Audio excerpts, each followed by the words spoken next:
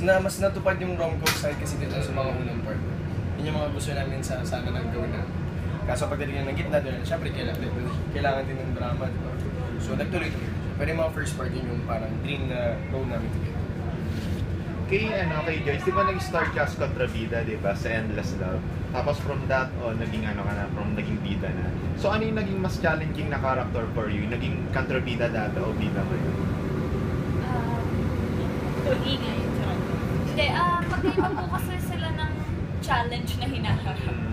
Yung pagbida po kasi parang sobrang dami eksena. Parang yung katawan, yung pagod ng katawan, mas yun yung nagiging challenge. Kasi parang pag tuloy-tuloy yung eksena mo, sobrang wala, bigay na talaga yung katawan. Sa kontrabida naman, ang challenge naman sa kanya ay lagi kang vibe, lagi kang galit, lagi kang irritable. Kaya feeling ko ano lang, it's a time. It's a time. Yes, Joyce, since Healing Hearts kasi yung pinaka-first show mo na ito yung nakita mo, yung so far, yung journey mo sa ng Healing Hearts for you, kamusta? Ano ba, natupad ba yung mga gusto mong mangyari? Ano ba? Masaya po. Masaya. Ang pangit ng sagot. Sagot safe. Sagot kailan. Hindi, masaya po. At saka, hindi na tao naman masaya. Masaya po. At saka, ano ang sabihin ko? Teka lang. Ay, mas na-appreciate ko yung mga nagdebida. Kasi, na-experience ko na yung pagod na na-experience nila. Kasi, di ba, madalas, mas maraming nami-misinterpret na nagbibida yun na parang, masungit yan sa ganyan, sa bibig lang yan, ganyan. Tapos na-realize ko ngayon, baka kasi pagod na, kasi sobrang nakakapagod ko talaga. As in, draining talaga siya. Yun. Literal. Opo, literal. Tsaka bukod lang po, parang feeling ko mas kaya pa ng mga artista na umiyak kesa yung kasali ka sa halos lahat talaga ng eksena, yung wala talagang time na maupo or plus, ano pa ba? Masaya, sobrang enjoy kasi for a change, syempre, ang bait ng character ko, bigla, na sobrang bait, ay, hindi pala. Sobrang bait. Hindi, yun, masaya talaga, promise.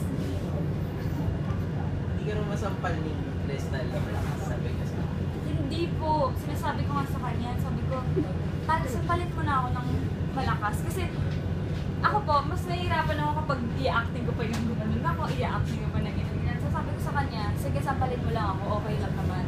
Tapos nagkaroon ng eksena na ako naman yung sasampal sa kanya. So sinampal ko siya. Akala ko talaga hindi masakit. Tapos sabi niya, Mars, ang sakit. Sige, hindi na ako mahihiya sampalin mo. So yun, medyo nag-okay na kami.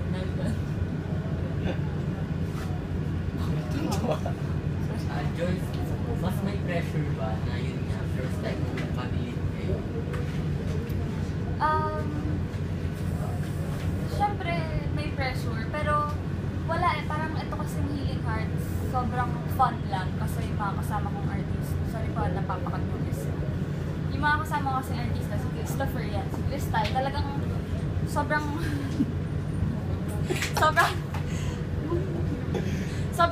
close kami, sobrang friends talaga kami. Kaya parang, kumbaga, nagiging madali. At saka kung ma-pressure man ako, damay naman sila sa pressure na nararamdaman ko. Kasi tinetext ko pa sila. Mag-tweet kayo, Healing Hearts na mga ganun. Na makapromotor ko po. Yan. Masaya lang. Sir, for both of you, since you started until now, what do you think were the improvements or developments for you as an actor? Siguro sa akin, mas conscious ako sa ginagawa ko. Unlike before kasi, sinabing ganito lang, yun yung gagawin. Kumbaga, ngayon nakaplanta na sa akin, madaming options na pwede mong kirahin. Yun siguro yung for me, yung natutunan ko sa process ng sistema ko na I know na nag-grow ako. Doon ako happy na aware ako sa mga maling ginagawa ko na next time babaguhin ko na sa akin yung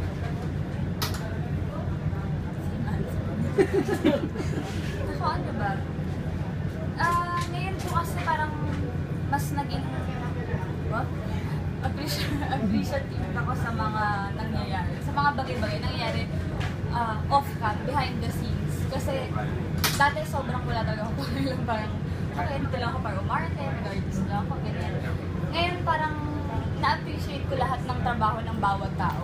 Kung wala yung hard work ng isa, sobrang lalaglag talaga lahat. Parang like, so yun siguro yung pinaka natutunan ko sa buong yun,